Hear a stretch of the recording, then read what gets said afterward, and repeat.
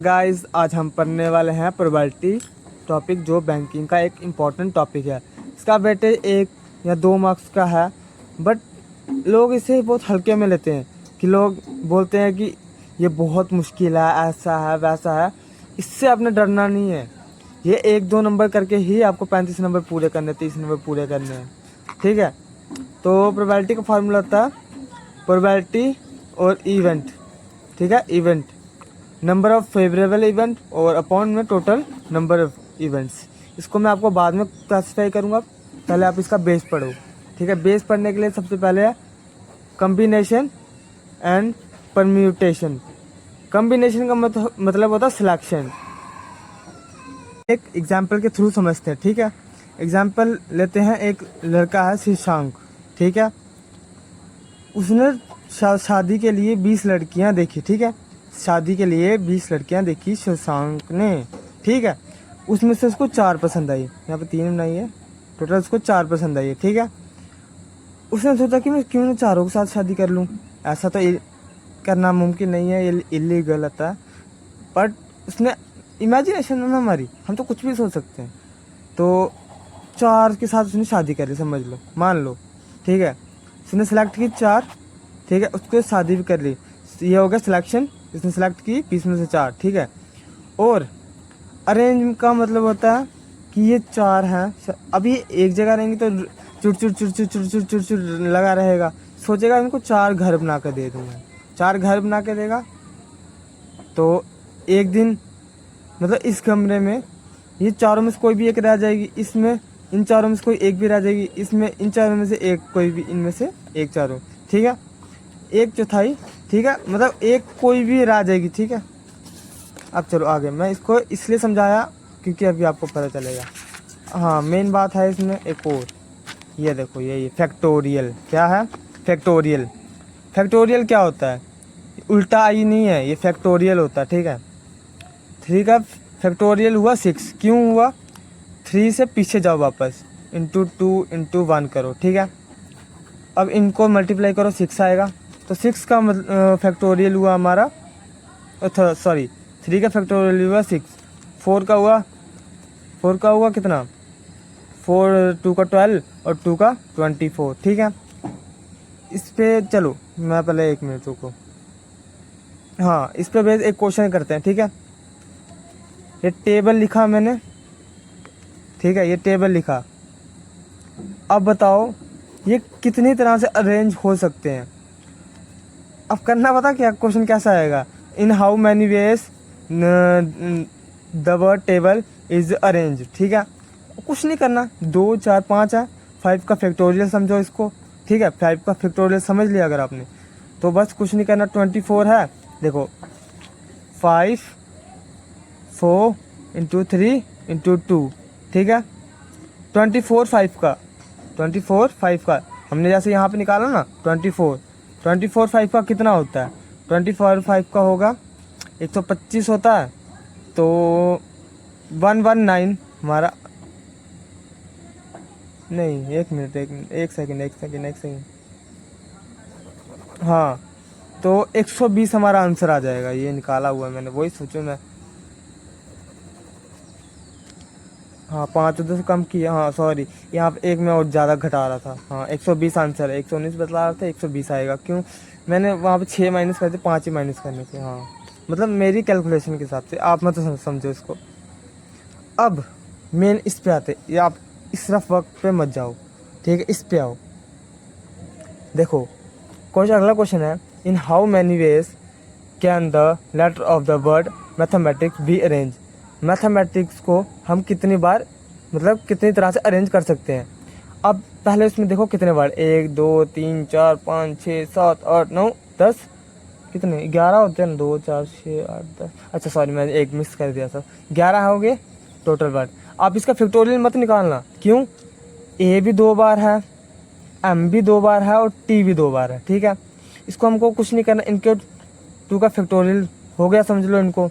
फिर कितनी बार, ये भी 2 बार ही है, ये भी 2 इंटू 2 करके कर देंगे, ठीक है। इस तरह से कुछ, बस यही हमारा आंसर आ जाएगा। सिंप्लीफाई करना, आपने सिंप्लीफाई कर लो, बट एग्जाम में ऐसा नहीं पूछा जाएगा क्योंकि उसको पता होता है कि टाइम बहुत कम है। अगला क्वेश्चन है, in how many ways can the letter of the word universal be arrange when E R S are always together. अगला क्वेश्चन बोल रहा है यूनिवर्सल वर्ड को हम कितनी बार अरेंज कर सकते हैं अगर ई आर एस एक ही साथ मिले हर बारी, ठीक है, उनको चेंज, उसमें कुछ चेंजेस नहीं हो। ई आर एस कितने वर्ड हैं? 3, इसको फैक्टोरियल समझ लो।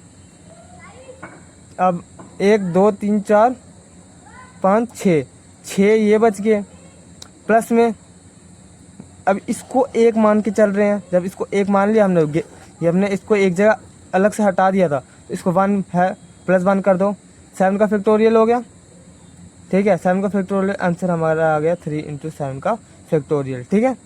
बस इसी तरह से आएंगे हम। 10th के बेस में चले जाना, वो भी इसके भी क्वेश्चन रुको आगे। In how many digits are there with distinct number. इस क्वेश्चन का मतलब हुआ 1 डिजिट नंबर मल्टीप्लाई करके कितने बार मल्टीप्लाई करके हम 4 डिजिट नंबर बना सकते हैं, ठीक है। 1 से लेकर 9 तक करके, 1 से लेकर 2 3 4 जितने भी हैं सबको मल्टीप्लाई कर कितनी बार हम 4 डिजिट नंबर बना सकते हैं, ठीक है। मैं आपको करके दिखाता हूँ। अब देखो 1 2 3 4 5 6 7 8 9, 0 भी तो है, 0 भी तो एक डिजिट है, 0 भी तो एक डिजिट ही है। बेशक हम इसको स्टार्टिंग में नहीं लगाते, मैंने लिखा है यहाँ पे कि इसको पहले नहीं लगाएंगे, बट हम बाद में तो लगाएंगे, ठीक है, हम बाद में लगाएंगे इसको। अब देखो 0 पहले नहीं हटाओ, इसको हटा दो, कितने पीछे बचे? 2 4 6 8 और 9, 9 लिखा। तो अब तो 0 लगा सकते हैं। अब इनमें से एक बार तो आ गया, समझ लो 9 नहीं समझो, आप बोलोगे 9 आप लिख दिया, 1 हटा दो, तो करना कुछ नहीं है। उसके बाद अब 1 हट गया, फिर 0 बचेगा, 1 की जगह 0, फिर 9, फिर अब ये दोनों हट जाएंगे, 8, ठीक है। फिर कितने बचेंगे? एक और हट गया, 7 बच गए। अब बोलोगे 4 डब्बे क्यों बनाए? 4 डब्बे इसलिए बनाए कि हमको 4 डिजिट नंबर चाहिए थे। जितने डिजिट नंबर चाहिए होंगे उतनी बार आपको ऐसा करना, जितना नंबर दिया जाएगा गिवन उतनी बार आपको ऐसा करना, ठीक है। अगला क्वेश्चन है, in how many different ways can the letter of the word detail be arrange in such that the vowel occupied the odd position. देखो इसको मैं आपको करके दिखाता हूँ इस साइड में। ये मैंने थोड़ा, ये पता मैं क्या दिखा रहा हूँ आपको, आप बोलोगे आपके लिए बनाया है, इतना गंद किया हुआ है, बट ये मेरी खुद की प्रैक्टिस है। मैंने थोड़ा पार्ट टाइम वर्क भी स्टार्ट किया हुआ है, तो उतना वक्त टाइम नहीं मिल रहा मुझे कि 12-12 घंटे करके आपके लिए वीडियो, मतलब पहले खुद पढ़ूँ 12 घंटे, फिर 3-4 घंटे लगा के आपके लिए वीडियो भी बनाऊँ, तो इतना टाइम अभी नहीं मिल रहा क्योंकि थोड़ा पार्ट टाइम वर्क भी है, स्किल भी सीखनी है ना। तो देखो अभी अब मैं इतना नहीं कर सकता। मैं आपको अपनी कॉपी की किस हिसाब से मैं समझता हूँ, ये हाईलाइट किए हुए वर्ड्स हैं, इनको भी आप भी हाईलाइट करना, ठीक है। मैं आपसे कुछ छुपाऊंगा नहीं अपना, जिस हिसाब से मैं प्रैक्टिस करूँगा उस हिसाब से आप भी करना, ठीक है।